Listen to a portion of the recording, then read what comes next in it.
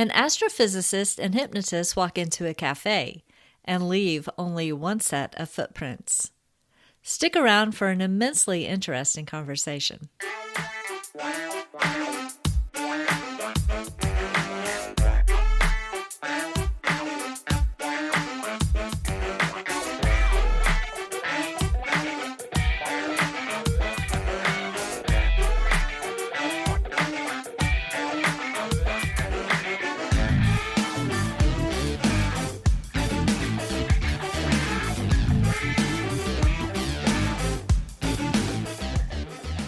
Welcome to the Peep Podcast. I'm your host, Nicole Maroc, and I'm grateful you're here. The two big ideas behind the Peep Podcast are to show that the paranormal is more normal than most people think, and to connect the science to the psi, including ESP, psychokinesis, and intuition. In this episode, you'll meet astrophysicist and transpersonal hypnotist Rosa Hope.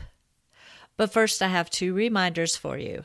If you're local to the Triangle area of North Carolina, come out to the Balance Fair on Sunday, September 14th, 2025. Admission is just $10 and we'll have workshops all day, including my Holy Fire Reiki meditation at 2 p.m. and a 2-hour gallery reading from 4 until 6 p.m. by medium Ashley Fry. The super talented duo of Phil and Tim will be providing music once again, and this time we'll have a food truck too.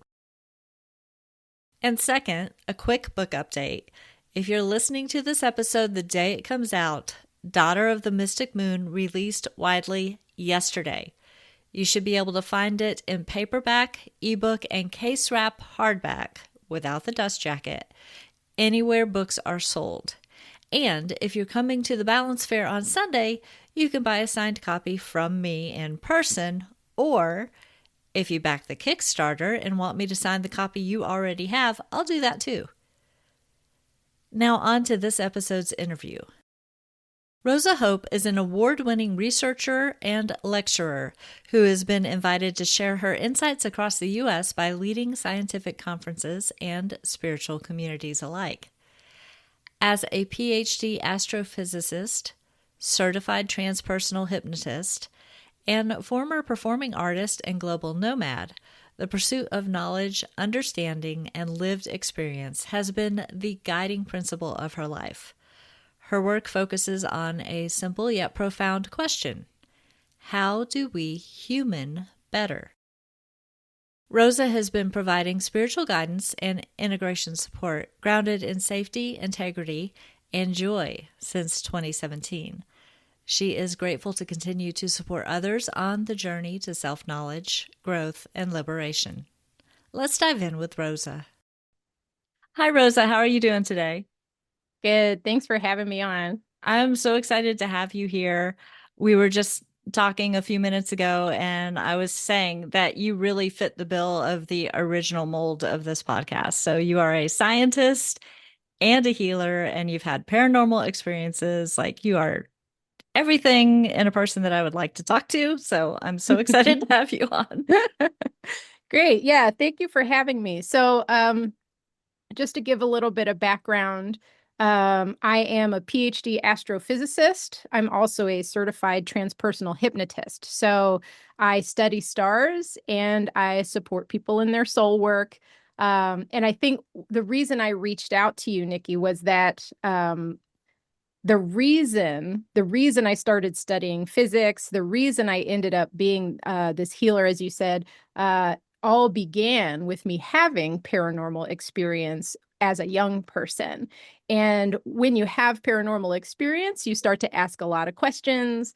I was kind of a scientific mindset anyway, and that led me down this really interesting path. And I think for me, the big work has been, how do I merge these two paths, like being a hard scientist and being pretty woo also. But I think that gives us a lot of fun stuff to talk about. So I'm really excited to be with you today. Absolutely. Okay, paranormal is alongside the normal, and a lot of people, especially in the South, don't necessarily buy into holistic healing and spiritual healing. They either go to the doctor or they go to church, and there's not like anything that crosses, like, bridges the two. Definitely. in their minds. So like to me, the spiritual and holistic healing kind of goes along with the paranormal. And the more practitioners I talk to, the more I realize most of them got into it because they had paranormal experiences and they were seeking answers.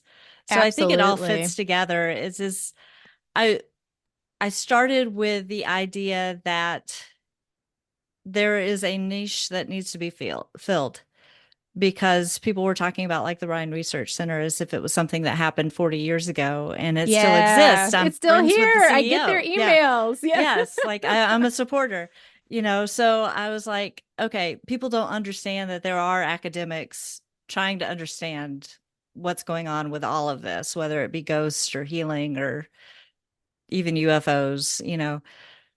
But then I started running out of people like them to talk to. So I take everybody now. So Wow. yeah. I appreciate it. I don't know, but No, but um, that's why I got so excited when I saw that you reached out because you fit the original mold of the yes, podcast. totally. Well, and of course, everything you mentioned, I have a lot to say about. I mean, as far as the church people go, all I have to say to them is if you believe in miracles, like if you believe that miracles can happen, then you do believe in the paranormal. Exactly. Yes. Yes. Thank you. I mean, and I'm doing this Bible in a Year podcast because Hmm. I'm Catholic, but growing up Catholic, you get the same readings over and over. So if you don't take the time to actually read the Bible, you miss out on a lot of the cool stories of the Old Testament where there was a lot of paranormal stuff going on, like a donkey All the talking to a guy. time. So I'm like, how did I miss it? I would have been so much more into the Bible if I knew this stuff was in Yeah, come on. there. A plant talked to Moses. Right. Like that's there's there's one where this guy is riding a donkey. The donkey sees an angel. The guy doesn't see the angel. He's trying to push the donkey to go further. And after the third time of like striking the donkey turns around and says, "Don't you see that angel?" It's Hmm. like, okay, we have a talking donkey and an angel in the same story. This is awesome. I So could yeah. see, I don't know. I feel a little tickle of like book material there, like Right. paranormal stories from, you guessed it, the Bible. It's, well, I mean, consider it's full of miracles, right? And the what we're really talking about then is semantics, Absolutely. because you could switch out the word miracle for like supernatural or paranormal, and the story is the same story, Yeah, So exactly.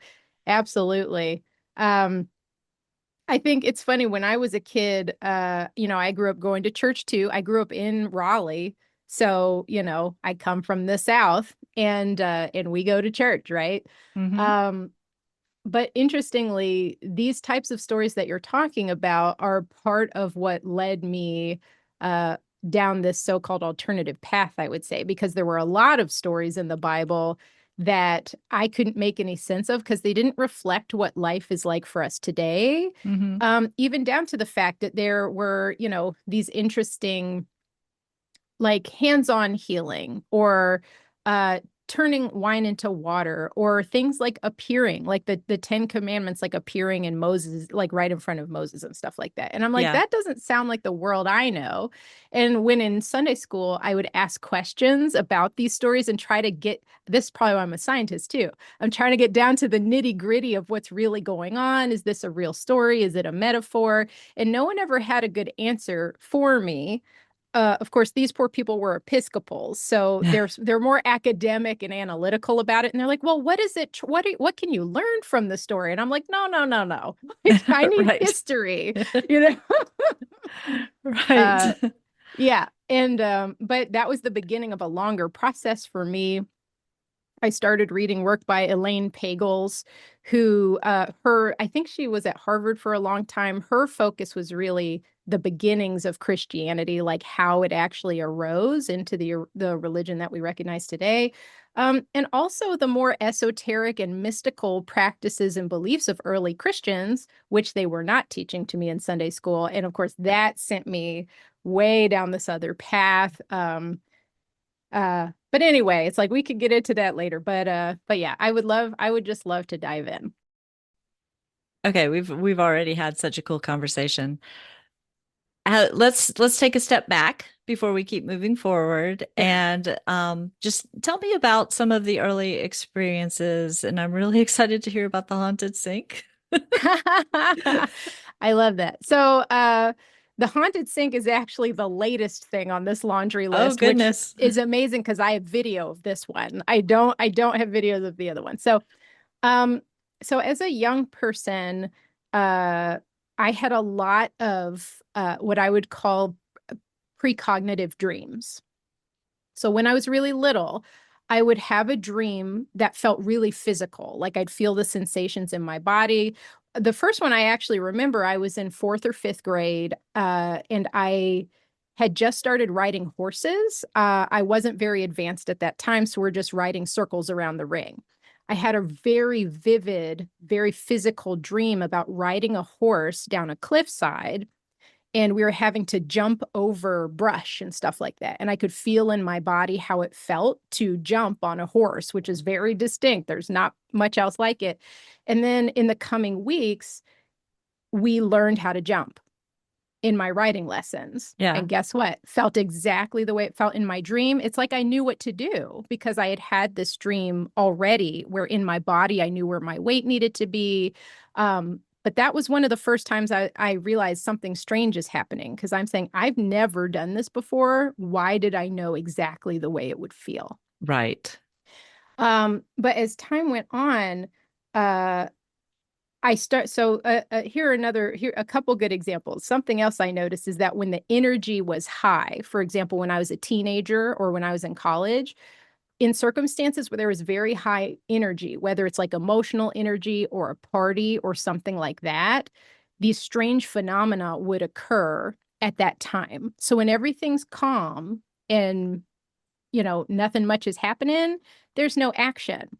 But Hmm. one example was my parents went to Russia on a trip, and me and my best friend threw a big keg party at their house while they were gone. And it was a wild party. A lot happened. But actually, a lot of friendships were like begun that night. So there are people who met at that party that are still friends today. So I love that. But the next day we were cleaning up. We're cleaning up the house. Some stuff had been broken, so we're like super gluing the bases back together and stuff Hmm. like that. And there was this antique clock from the 1800s that was hung on the wall above a doorway. So it's about ten feet off the ground because this has high ceilings. It hasn't been wound in probably 50 years. So it's a wind up clock. No one's touched it. It's out of reach.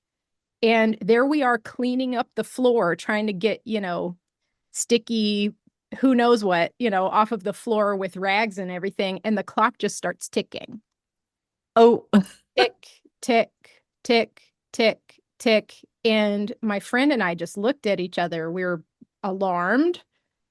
There hmm. is no key for this clock. It's just decoration. So we're going through in our minds, did someone wind it up? No, we don't have a key for it. There's no way to wind it up. Did someone get up there? No one got any ladders out or something. Uh, and so we just sort of sat there listening to it. And it was probably going on for like 2 minutes. And we're just staring at the clock. My friend, her background is a little more conservative Christian. She was very uncomfortable. So finally Yeah, she left the room. And I'm just sitting there, my very curious, I have the heebie jeebies, but I'm still sitting there anyway, I guess. So right. I'm looking at it going, how did this happen? What does it mean? And my friend's upset. And I finally looked at the clock and I was like, quit that. And it stopped. And I kept cleaning up kegger party, so it was almost, so I just Oh, sort of went on with wow. my day. But then this is in the same house. This is probably within 3 days of this clock incident. Um, I was upstairs. So I had never lived in this house. My parents moved here after I went to college. So like it wasn't my house, it's their house. I was up in the Gotcha. guest bedroom and my mom when she was in college in the 70s was kind of a Joan Baez type. She played guitar. She had this old pitch pipe from the 70s, which is kind of like a harmonica that only Hmm. has the notes that the guitar strings are. I had it because I play music too. I had it under a chair, under a pile of clothes. So it was like out on the floor covered with stuff. And I'm in the bedroom and all of a sudden I heard a note. Hmm. Just this very pure note. I had no idea what it was. And so I started looking around the room and I was like, where's that coming from? Is it the HVAC? Is it the washing machine? So I'm trying to do problem solving, but I can't find the sound. And finally, like I'm able to sort of triangulate it with my ear and I find it and I'm coming toward the chair. It's getting louder as I'm getting closer. And I lean down under the chair and pull the pile of clothes apart. And there it is, just sitting on the floor Wow. with this note ringing out. And again, it's like I have no idea what to do with that. This is very strange. There is no vent there on the floor. The vents are in the ceiling in this room. So it's not like a draft. And I didn't know what to make of it. So I just picked it up, put it in the guitar case, and like went to bed. Just done. I'm done with today. Um, but again, it's just these are strange things occurring. It's not even an old house. At that time, it was a relatively new build. It might have been 2, 3 years old, something like that. Hmm. It's not an old house. It's not where I live, but all these occurrences happen right after this huge party Yeah. where like a lot was happening, a lot of emotional charge, Hmm. young people. So it might have attracted something to the house. Right, exactly. Yeah. And either way, I look back and I kind of check in with myself and say, well, how did I respond to that? I didn't run away. I thought it was very strange. So it's like my hairs on the back of my neck went up, and yet I still sat with it because, in a sense, my curiosity is stronger Hmm. um, than my heebie jeebies, I guess. Yeah. Uh, Another circumstance happened. This is quite different, but it was around the same time. So maybe it was around the same time. I was about the same age. I was getting a tattoo because again, musician, college, you know how it is. Yeah. And I was getting a tattoo by a friend of mine and I had not eaten anything that morning. So I sat down in the chair, he started the work and I immediately fainted, just out like a light. And I came to about 15 seconds later. Well, while I was out, I lived an entire lifetime as a Civil War soldier, Wow. an entire lifetime. So I was a kid. I joined, I believe, the Confederate Army when I was like 15 or 16. So I was pretty young, still very much a boy, saw a lot of horrible stuff, but survived the war, ended up getting married, having kids. But I always had these weird, like emotional wounds from just having seen uh the cost of war, I'll say. And then I came to, and here I am like sitting on the floor in a tattoo shop, as a 19-year-old woman or what have you. And interestingly, even inside of that moment, it's like I couldn't explain. I was too cool to tell my tattoo artist what had just happened to me. So I was just like, wow, that was weird. Um, but even in my own mind, it was very disorienting. And somehow I just picked myself up off the floor and kept going. That's, I So totally get that. Although I've had a moment where, and I'm not assuming, so I'll ask in a second, but I've had a moment where I've had a glimpse into a past life. And even the person I was with is into the woo stuff with me.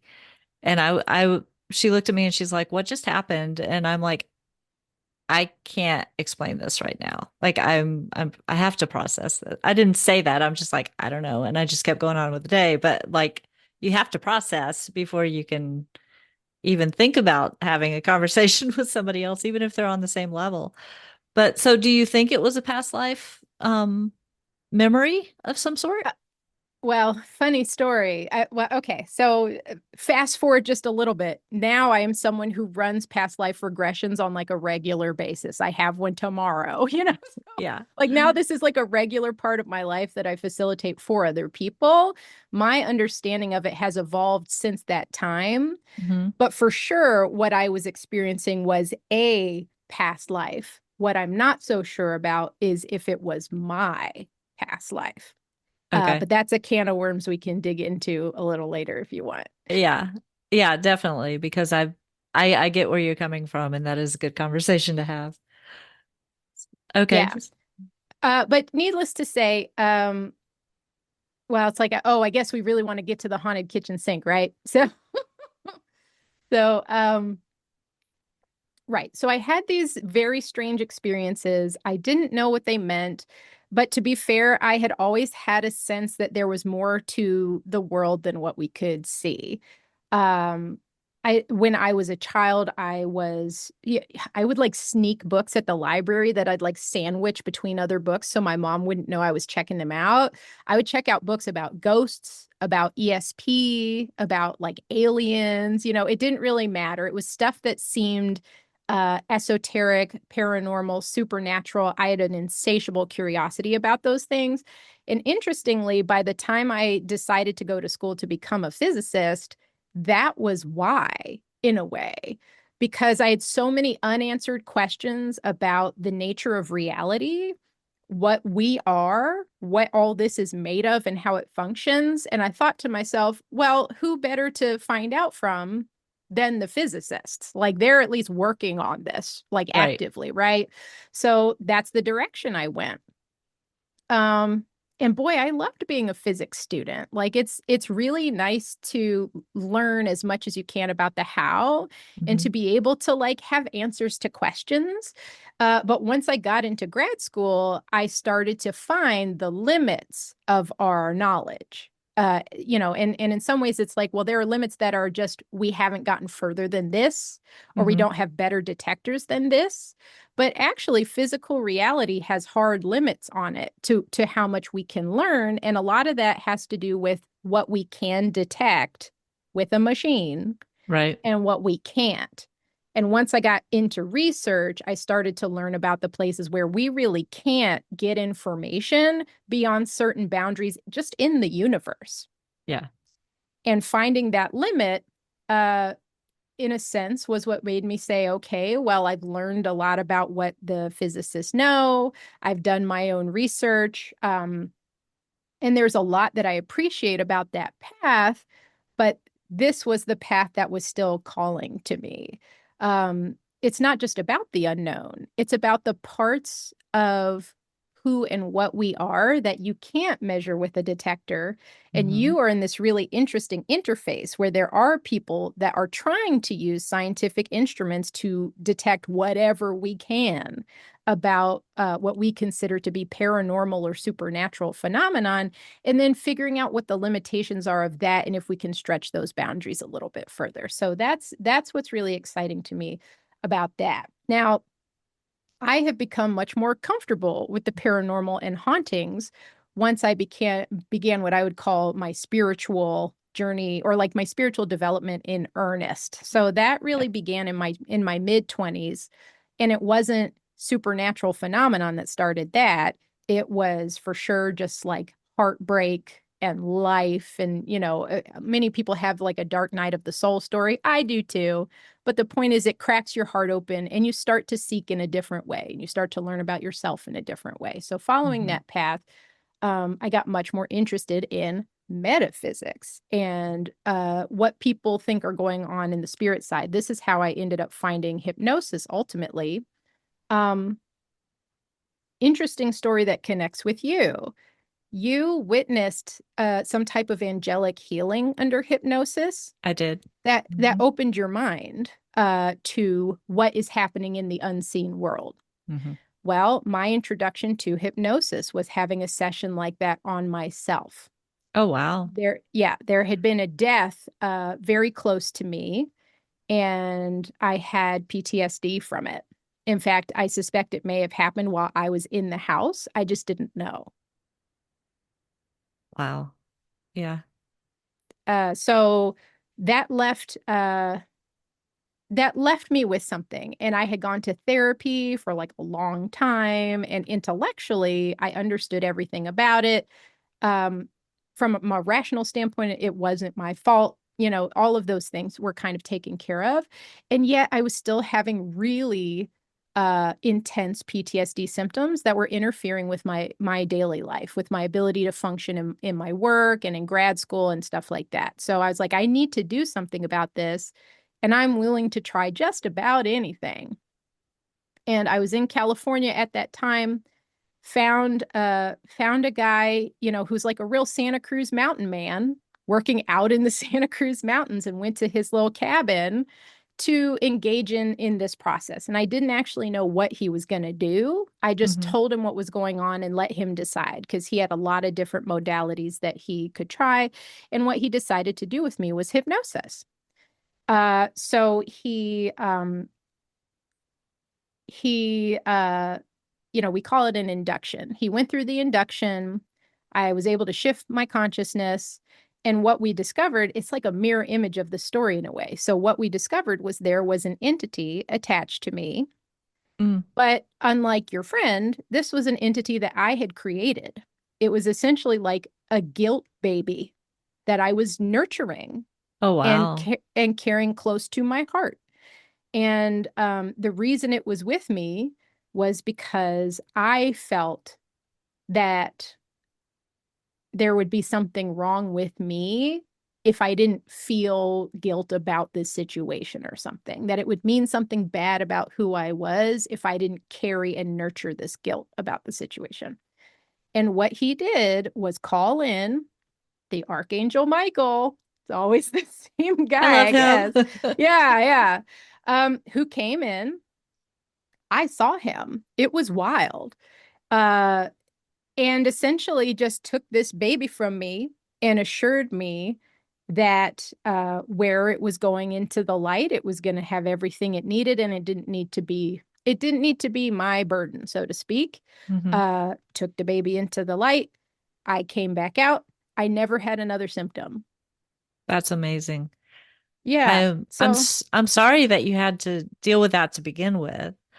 But that is there's so many things. Like I'm I need to ask how you remember all of that, because when my friend who went through it came out of hypnosis, she didn't remember it.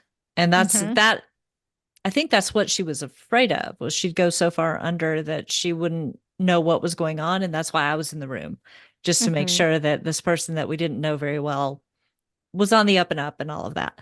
And so Sure. I got the benefit of having, just like the side experience of feeling things going on, but I didn't get to see Archangel Michael. And listeners, if you haven't listened to that episode, I'll put the link in the show notes, because I'm not going to go into the whole story.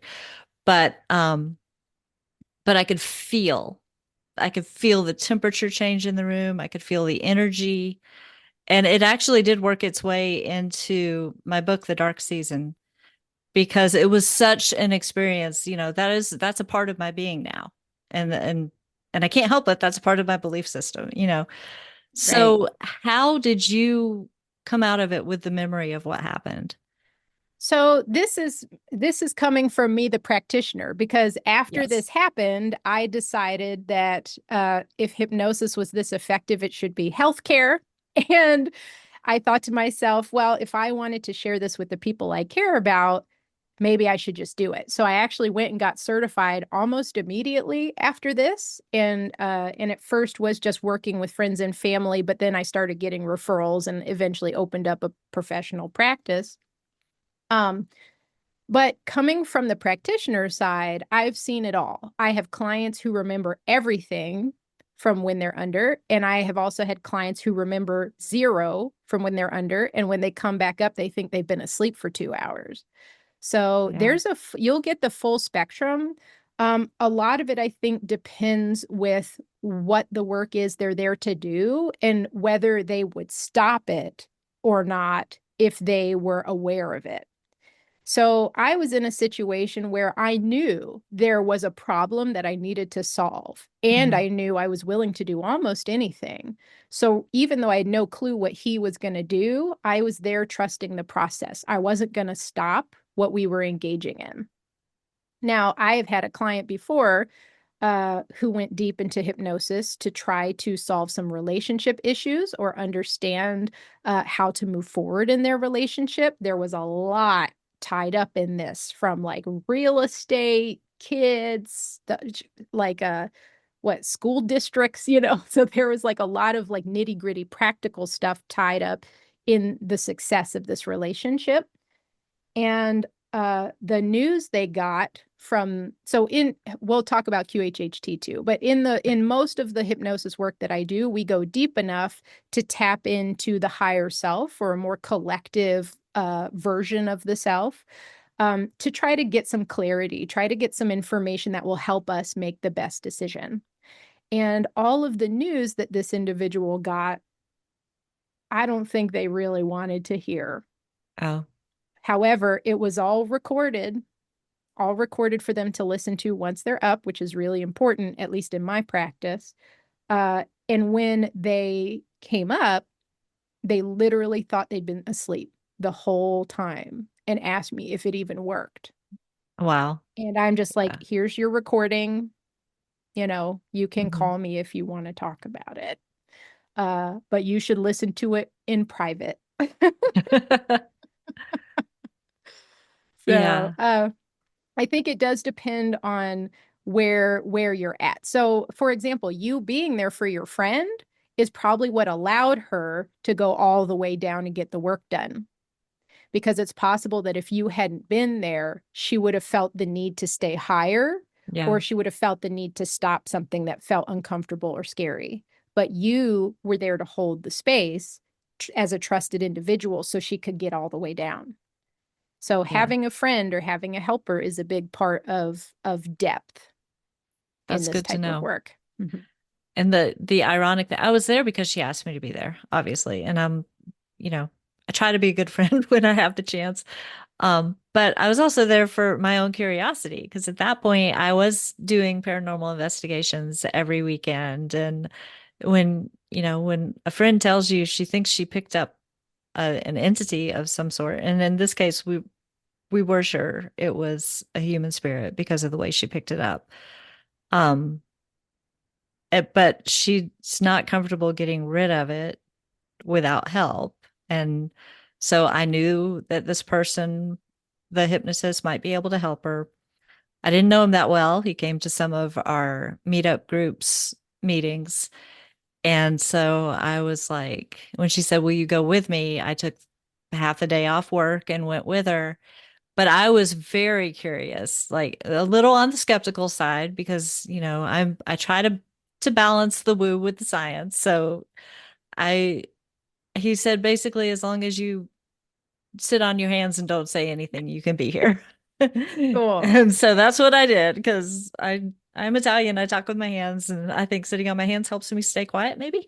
But yeah, just to be present and not I wasn't really expecting anything. I was just curious, like how is this going to play out? Because I'd never been a part of a hypnotism process or anything. And yeah, she when she came out of it, she didn't remember anything, but she felt better immediately. Hmm. And so for me, that was the most important part. And if I hadn't been there, I would have still said, "That's great. I'm so glad it helped you." But since I was there and I had that experience, it's like it took everything to a whole different level for me. That's right. Because there are things that are palpable. So for example, in my own sessions with clients, I know when well, we call it the higher self or the subconscious. We have like a name for it that we use. But I know when we're actually there because the temperature in the room changes Hmm. and the way it feels to be in the room changes. So, in a sense, the best way I can describe it is like I know that we've made it and that we've made contact because it will get very hot all of a sudden. and my heart will feel it's like it's really opening up. So, you know, that feeling of like when you hear like a beautiful piece of music that just Hmm. hits such a gorgeous harmony that you start to cry a little bit or get Yes. goosebumps. That's what it feels like. Something gets really charged in a heart opening way, like hearing that beautiful music and the room gets really hot. Sometimes I have clients that can't get all the way there, and I can tell. You can feel it. You can still get a lot of work done without making contact, but you can do a lot of really deep healing when you do.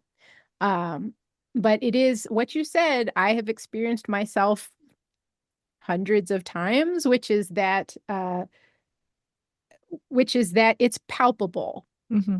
I'm not even Yes. sure, I don't consider myself I am not a psychic person. I'm pretty meat and potatoes. I think that's part of what makes me interesting in this sort of industry, I guess, is that I Hmm. don't need to be a reader or a channel or anything. It's like I still can learn about these things and I can still take part in these activities and I can still have these experiences without that being my focus. And in a sense, I like being meat and potatoes in a way because it's very grounding and it Hmm. lets me be of more service to people that are not as grounded. Sometimes they need someone who can help anchor them. And that's really the role that I play, while at the same time, we're having conversations with the collective Yeah. consciousness, Yeah. but it's like my roots run deep. So it's like we are able to kind of bring it all together that way. Um, but yeah, so I think that it was interesting to me to learn about that story because it so much mirrored my own introduction to Yeah. this work that led me into the type of work I do with people now. Also, I mean, I think hypnotism is broadly misunderstood. In a sense, it's like any other tool, right? Like a Hmm. hammer's really good for hammering in nails. It's not very good for like changing panes of glass, right? So Right. it's good for it can be used in a way that it can be used in any way that the practitioner is choosing to do. However, I think what I love about it is that there's a lot of well, I'll just dive right in. There are a lot of ways to learn about the different levels of consciousness that you're able to experience. And today, there are a lot of different options. Everything from listening to special sounds or binaural beats. There's a lot Hmm. of work done on that by Robert Monroe and still ongoing at the Monroe Institute. But also, people are really into plant medicines now and using plant teachers and fungus teachers to help them explore and broaden their definition of consciousness and their own sense of identity. However, all of these things are kind of chasing the same thing that meditation and transcendental meditation give us too, which Hmm. is teaching us about these different levels of experience that all have a certain validity. And I think, well, hypnosis is doing the same thing, except it's a facilitated shift in consciousness. So instead of just taking off the brakes and pushing you down the hill and saying you'll land where you land, we can actually be a little more directed with hypnosis because you have a helper. If you're working with someone, you have someone to help you navigate. So it's more like being in a rally car, where as you're saying what you're experiencing, your practitioner can help you navigate that space, help you shift into other, kind of change the channel. Hmm. But it's all focused on the same thing, which is exploring different levels of consciousness so that you can take the information that you learn there and try to integrate it into how you live here. And in some ways, I think that hypnosis kind of democratizes this in a way because it works for most belief systems. You can be a conservative Christian and still use hypnosis to help heal your heart, Yeah. or you can be full on woo. You can be completely sober. So, for example, if plant medicines are not for you, you can still get a lot of help and assistance in many of the same ways using hypnosis. So it's more like one of the tools in the toolbox for managing this. And I like it because it works for a lot of different kinds of people. The only thing you need to be able to do is relax. Hmm. And at least your practitioner is there to help you, even with that part. Right. So, Right. I did uh I'm trying to decide how much I want to put out there. So, sure. um I did a past life regression, and I have some friends who will listen to this and be like, "Oh my gosh. Why haven't you told me about this?" So, it I got a lot out of it. I was afraid I wouldn't be able to relax because I am so curious about processes that I was thinking about, okay, why did she say that? Why did she, like my brain is going, okay, is this part of the process? Wait, I'm not supposed to be thinking about this. I'm supposed to be following, that whole thing. But I did actually relax enough, and I remember all of it. And we had a full conversation when we were done about like how I could take what I learned from the lifetime I visited and apply it to relationship right now. And Hmm. that particular relationship, this is the stuff that I'm not putting out there, but that particular relationship it was good, but it's gotten even better since. So like it Wonderful. was super helpful to do. And it was a case I didn't even pay for it. Like somebody won it. They didn't want to do it. They were afraid of what they might learn. So they're like, here, Hmm. do you want to try it? And I'm like, sure, why not? And so I really wasn't expecting to get anything out of it because I'm like, I don't need anything. Oh yeah, I did. So so I'm always curious how first off people got into it. So you've explained that. But can you talk a little bit more about QHHT and what that is? Yeah, love it. So, QHHT is short for quantum healing hypnosis technique. And it was pioneered by Dolores Cannon, who had a transpersonal hypnosis career of more than 45 years.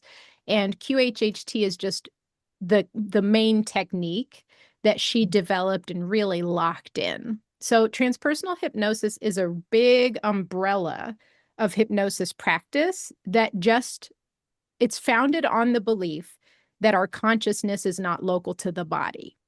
So that's really what we mean when we say transpersonal hypnosis. We mean we can access parts of the self that are not contained in the body, that we are Okay. all connected somehow. How is not important. QHHT falls under this umbrella. So in that way, it's spiritually focused. It also has its own foundational belief that any issue a person has in their life, in their body and health, in their career, um, every issue is fundamentally a spiritual issue. So that is a big part of this. The quantum healing is what most people get curious about QHHT about. Now, I kind of giggle as a trained astrophysicist at the way quantum gets used as a concept. I have a lot of thoughts on that, but that would be a whole hour conversation. But ultimately, what it is saying is that you can heal yourself. Hmm. You can heal yourself. The other thing I love about it is that many healing modalities focus on the healer and what the healer can do for you. QHHT is not that. The practitioner is a facilitator. They are helping you travel through your levels of consciousness and make contact with your higher self so they can help you understand what's going on and why. Sometimes it's very practical stuff. Like if you just eat more avocado, it will fix this problem. That has happened to me in my own session. I was getting dietary advice. Um, but it can also be deeply spiritual. For example, I had a client who had lifelong pain in their left hand side, and it would like flare up, and no doctor could ever explain what it was or why, because no, the tests say nothing's wrong, right? Hmm. And after working with me, she experienced in her, because past life regression is a part of this, though you don't always get a past life. Sometimes you get something much weirder. But, occasionally, yes, you get a regular old human past life. And what she saw was that um, she had been an Indigenous American woman at some previous point in time, and that essentially some white cavalry had shown up and stolen one of her children. Mm. I won't go into detail, but she went after this guy who took her kid and went for him. And he didn't kill her, but he did like drag her with a horse, and she had been dragged all along her left hand side. And so she had lifelong pain and issues in that life from the wounds that she had gained from that experience. Yeah. And where she was injured was exactly where her pain was all through this life.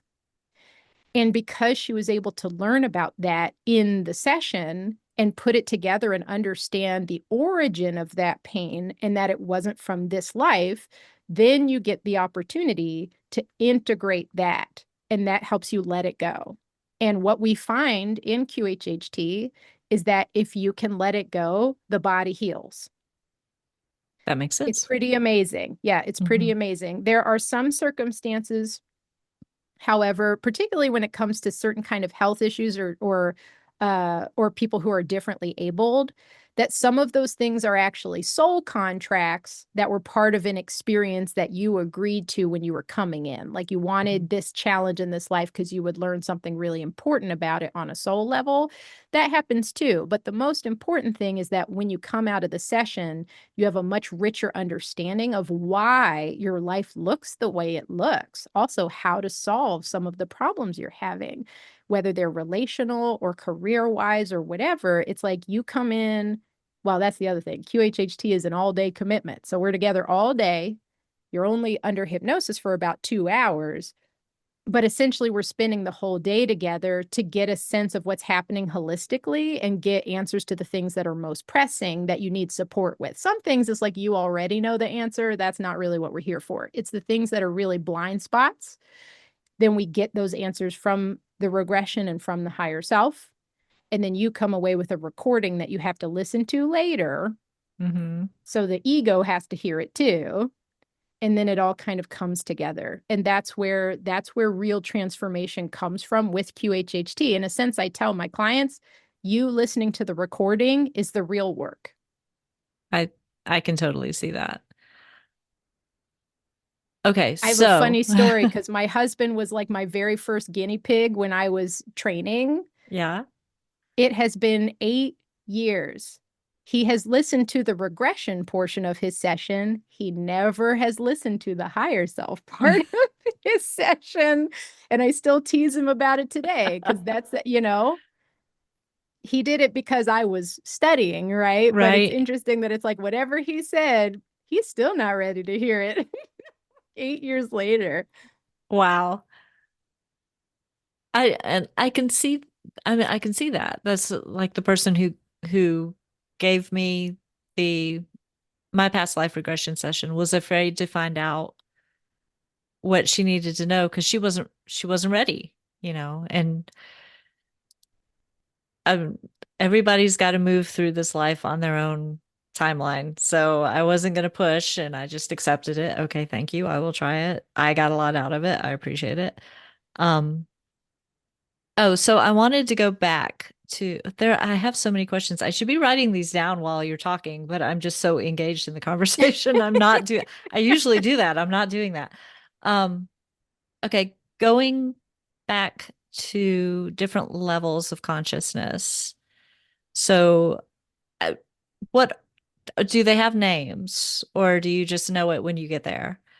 Okay, so there are a lot of different systems. Okay, so if you are a Bob Monroe fan, he had like 30 or 50, different levels that he had all sort of codified. And he was like, at this level, you find these people, at this level, you find these entities. Um, I am way more fast and loose with this. Hypnotists generally use brain waves to kind of define the different levels of consciousness, like alpha, theta, gamma, etc. And but again, it's like that seems a little opaque to someone who isn't studying neuroscience and brainwaves. The way I talk about it is that I talk about the levels of consciousness that are associated with other stuff we normally do. So, for example, watching TV, like binging Netflix, is actually one level of hypnosis. Driving on the highway, like once you've kind of locked in and you're not sort of consciously thinking about holding the steering wheel, that's another level of hypnosis, actually. Um, Falling asleep is actually very, very tangential to hypnosis. So, something I tell my clients is that you go through the hypnosis state twice a day. The first is when you're just waking up, but you haven't like rolled over to check what time it is yet. That moment before you've rolled over, that's it. You're there. It's the liminal space. And then the other one is when you're falling asleep. That moment when Sandman hits you and you start to feel heavy and your eyes Mm-hmm. want to be closed, that's it too. So you're in this state naturally every day anyway. However, there's like the level we use for induction and regression, which is this one I'm describing to you, like that sort of liminal space. Mm-hmm. And then there's gamma brain waves, which are much more energetic, that people tend to experience when they're channeling. So, for example, when we are talking with the higher self in these sessions, that's the gamma brainwave state. It's the higher energy one that if you put, the is it EEG? Yes, When I you, think so. yes. Okay. Yep. So like if you put those EEG caps on the head, like while someone's channeling and doing something like that, and you see that things get really excited in there and very coherent, that is what we're getting when we're talking to the higher self. It is, in a sense, channeling. It's me helping the client channel their own high self so they can have a little conversation. And I have a list of the questions they wanted to ask their high self right here with me so they can actually play a little. You're playing a game of telephone with your own high self. It's cool. It's really cool. And also it's really loving in a way that is hard to describe if you haven't been. I mean, I think you felt what it feels like in the room when work is being done. Yes. And I think that for me, that is the highest privilege of being a QHHT practitioner, is getting to be in that space with other people on a regular basis is precious. It's transformative for me too, just by being near it, by interacting with it. So it is very rewarding in that way. Something else you said that I think is very important, and that I also say all the time, is that it's not a race. If you're not ready, that's good. It's good that you know that you're not Mhm. ready, because your readiness, it might be the most important part of engaging in this work, because you're not going to help yourself if you're not ready to go through with it. It does take courage. It takes courage, and sometimes it hurts a little bit because you're trying to grow and you're trying to heal, and that can be uncomfortable. Mhm. Uh, but your readiness is it's like, even if you're a little scared or a little excited, you still know if you're ready. And if you're still backing away from it, then you'll be backing away from the work. That's not a good use of everyone's time, right? Right. So what you said is really true, and I hope people can carry that with themselves and not feel any judgment. Like if you're not ready to dive into deep work, it's good that you know. And when you are ready, you will, you know? Hmm. So, Yeah. And it's sometimes it takes becoming very uncomfortable in your situation before you decide that it's worth that process. mhm. And I speak to that from experience. Yeah. So, Well, yeah. and also as you engage with it more, that starts to go away, because in the beginning, we're scared of how we'll have to change if we have to really confront the deeper issues. But once you get through that initial reshuffling, because sometimes a lot does have to change, but once you get through that, you have a little bit more ownership. So you're not waiting for crisis to address Hmm. stuff that comes up. Instead, it's like you can see it, or you'll get a little like tap on the shoulder that's saying, you better address this, or you better kind of check in and do some work on this before it gets to crisis level. And you get to a point where you're like, oh, all right. And you just, then you can just show up for that and be with it and do the work that's needed there. Um, Instead of having to be backed against the wall like Hmm. most people are in the beginning. Yes. So it's not, that's the other thing is like, it's not always scary and it's not always, deeply, um, there's a lot of grief when people first kind of get going with Hmm. this. And a lot of that does go away once you're able to do the major part of that processing and then get in line with yourself and know yourself better. Your relationships kind of clean up a little bit. You start to see other people grow. There are a lot of benefits to everyone in your sphere to getting on board. Hmm. But also, it's like doing it when you're ready, when you have a little space, when you have that little bit of courage that says, okay, I'm ready now. Like you know yourself, you know, Yeah. so you can trust that. Yeah. Okay, I'm gonna step back for just a second because you said something that reminded me of, um, well, the life between lives. Okay, and I can't remember if I've ever actually talked about this on the podcast. It's definitely something interesting to me because it helped me when a friend of mine explained it to me, kind of helped me uh, understand basically, but divorce, like the whole idea of soul contracts and that sort of thing. Can you talk a Mhm. little bit about that? Sure. Oh yeah, yeah. Okay. So there are plenty of famous books you can pick up if you really want to dive into this. There's one by Dolores Cannon called Between Death and Life. There's Life Between Lives, Many Lives, Many Masters, like there are a lot of really good books, very juicy books about what humans do between human lives.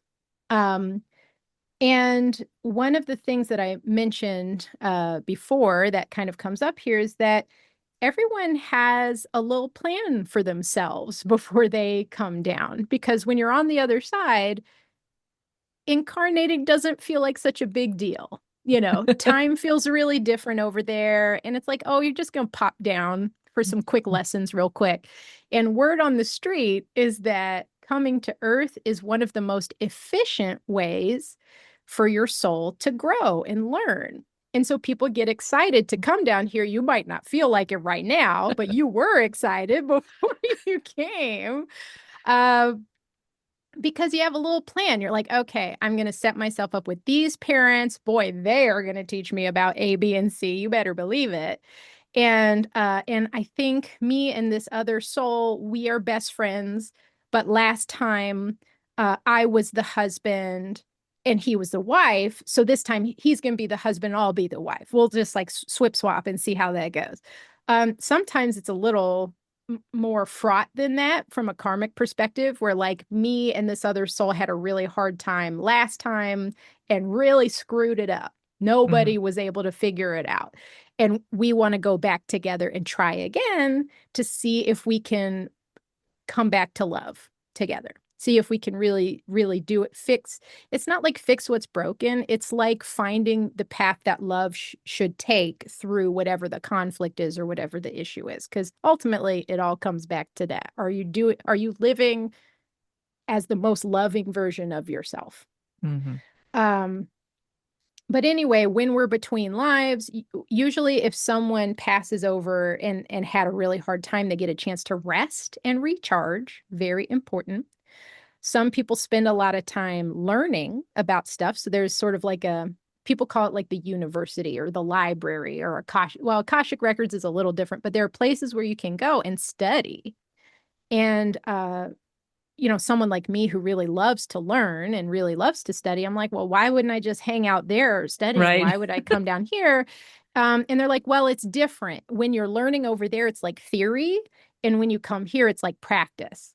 So when you're over there, it's like you're learning how someone plays piano, but you don't get to practice on the piano. And then you come here and it's like, no, you better figure out Rachmaninoff really quick. you know.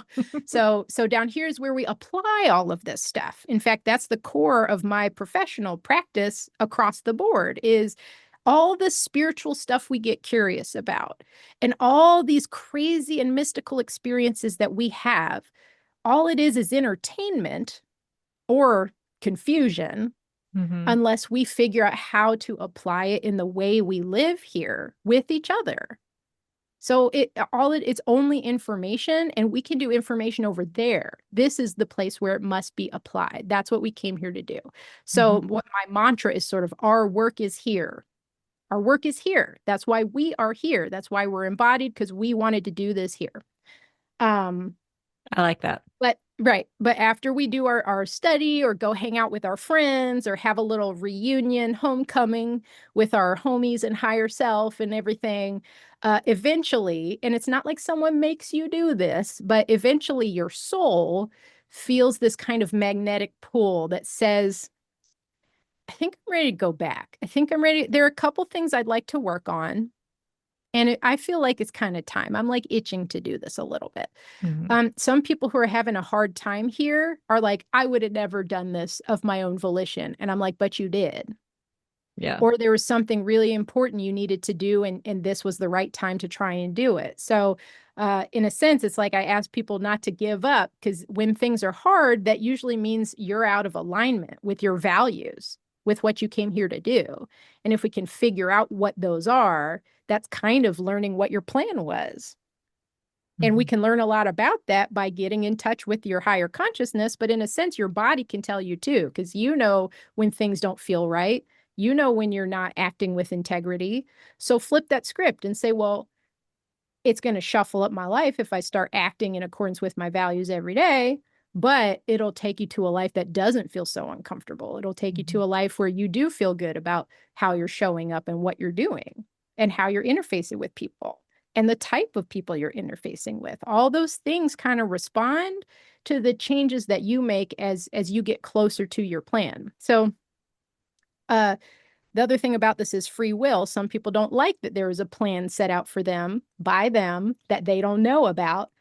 I had this issue in my 20s where I was like, I don't care what spirit wants for me. I want to do what I want to do. Mm-hmm. Like what my persona and my ego want to do. That's what I want to do. I'm here. You can't tell me what to do. But the answer is like, yes, yes, you can. But you do also kind of pay a price for that too. Yeah. And for a couple of years, I was willing to pay the price because I was still stubborn. I was like, I want to do what I want to do. And then after a while, I was like, okay, okay, I get it. I'm actually happier and I'm enjoying myself a lot more when I'm not fighting against my nature. Mm-hmm.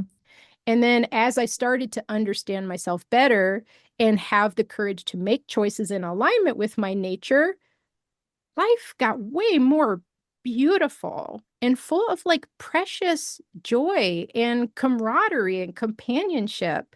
Um, and just being able to be present because I wasn't fighting my life. I wasn't fighting myself. Mm-hmm.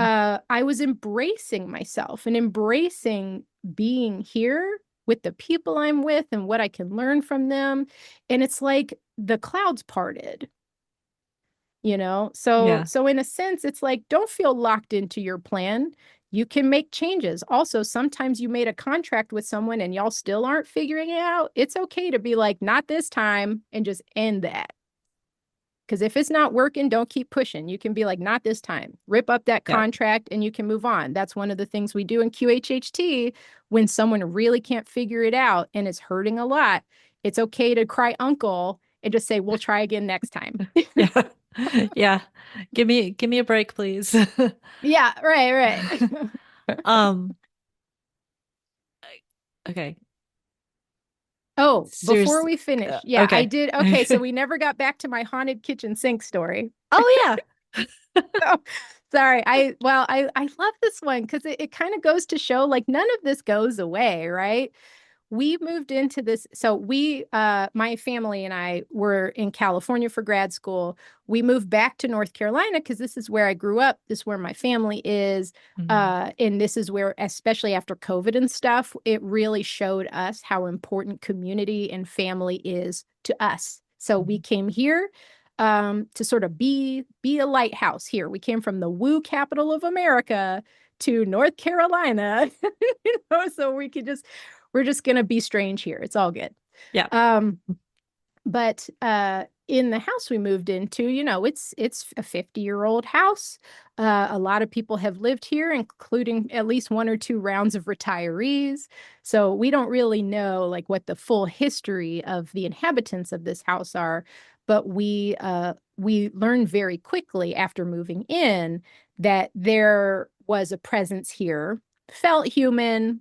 We didn't know who it was. And my husband was in the kitchen one night and he was washing some dishes, getting ready to go to bed. It was probably like 11:30. It was quite late. And he turned and looked into the window. We have this stained glass window in our kitchen, and he turned and looked into the window. And instead of seeing his own reflection, what he saw was the reflection of like a little old lady with like short, you know how they used to they cut their hair short and would curl it. So it was like a Yes. big poof ball, big cotton Yes. ball old lady hair. That's what he saw in the window. Ooh. And she didn't look angry, but she did look like he should be in bed already. And First, that freaked him out. He stopped washing dishes and immediately came to bed. He turned the light off. He was like, I'm going to sleep right this minute. Um, so whoever she is, our local grandmother or whatever. But I got this funny, I found around Halloween, I found this little doormat for our carport door that says something like home sweet haunted home. So Mhm. I got this little doormat thinking I'm cute, right? Well, we had a cleaner come clean the house who was very intense. She was so intense. She was like moving the furniture to like vacuum underneath and stuff. So she kind of tore the place up and left big energy behind that I was like, I don't know about all this. That was pretty intense. Maybe we're not going to do that again. But we cleared the house. We cleared the house with Palo Santo. But after we cleared it, our kitchen sink is one of those touch sinks where you tap it to turn it on and off. Yeah. It just starts going on the fritz. It's in there going, shh, shh, shh, shh, shh, shh. It's like Morse code almost. And we didn't know what it was at first. And we were like, what is that? Where's that coming from? We realized it's coming from the kitchen. This is when we started filming. So we go in and we're just watching it just be crazy on the fritz. Nothing else is happening. It's just in there, on, off, on, off, on, off, and then like doing these patterns. My husband starts talking to the sink. He starts talking to the sink and he's saying stuff like, we live here now. Mhm. We love this house. This is a place for family. This is a place for hope and love and light. And while he's speaking, the sink turns off and like listens to him. And when he stops talking, it goes so it's like it would stop while and listen to him while he had something to say. And then it would respond back to him again. And I'm sitting here filming with my phone going, oh my gosh, I can't believe I got this on camera. This was like a couple of years ago. And what's funny is that, like, ever since that time, just every once in a while, particularly when I'm stressed or when the kitchen is messy, because again, the kitchen's messy. Well, you know what I'm saying. When I Yeah. have a lot on my plate, things get a little messy. Yeah. But whenever the kitchen is getting a little messy, sometimes that sink will just be like, "Excuse me, someone better do these dishes." And there have been times when I walk in there and I'm like, "Dude, not today." And it'll turn off and it won't come back on. So yeah, even when you clear the house, I think there might be a little old lady who loves that kitchen Yeah. and who has nothing against us, but wants to make sure. Oh, we've also had some of these too, where it's like late at night and I've been watching Netflix too long and I'm like, I can do one more. And then the next episode will start and the TV will just turn off. And then I'll be like, Yeah, okay, go to and bed. just go to bed. Yeah. I love that. You've got grandma and she's just making sure that you're doing what you're supposed to be doing. I mean, hey, we might need a little polite thumb in the back from that, from time to time, but no. So we don't have any qualms about it. I think she's pretty happy to hang with us. We have a lot of fun here. So, but I'm like, she's welcome to hang out as long as she wants to. But again, like the door's always open. If she wants to move on, that's fine. But I think sometimes people that love a place, it's not really that they're stuck as much as Hmm. they're not ready yet, Right. you know? Yeah. So, And I get that. There's a house in the family that my great grandparents built, and they still make their presence known there. And we're just like, that was grandma. If it was in the kitchen, it was grandma. If it was down in the cellar, it was probably grandpa because that's where he did all his tinkering. that's And right. it's just like they're fine. This is their house. They're just making sure that we're taking care of it. And remember that time is different for them now too. So even if they're here for 50 years, for them that's the blink of an eye. You know what I Right. mean? So I also think you can feel it when someone's having a lot of trouble moving on Hmm. versus when they're here to just like tease you. Right. You're letting that sink get full. What's up with that? Yeah. I totally get that.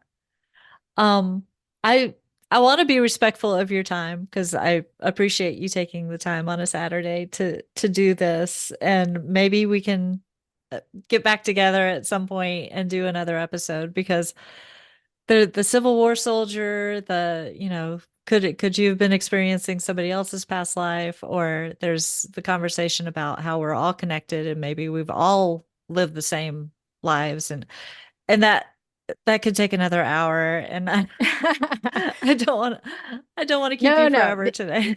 But no, that I have had so much fun with you today. I would love to go down the rabbit hole a little deeper if you're interested. So just let me know. This has been Okay. this I've really enjoyed this. So